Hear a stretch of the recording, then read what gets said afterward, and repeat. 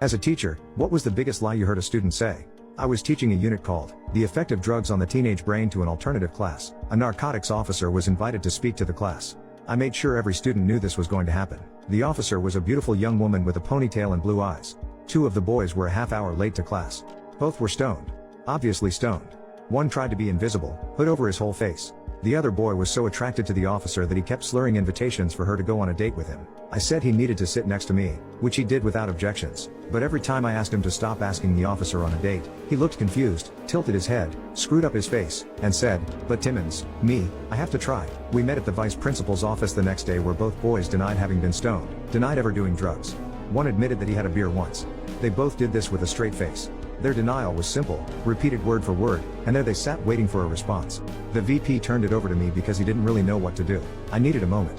I knew these two boys well and knew they were having so much fun with the booze and drugs, and they were partying like crazy.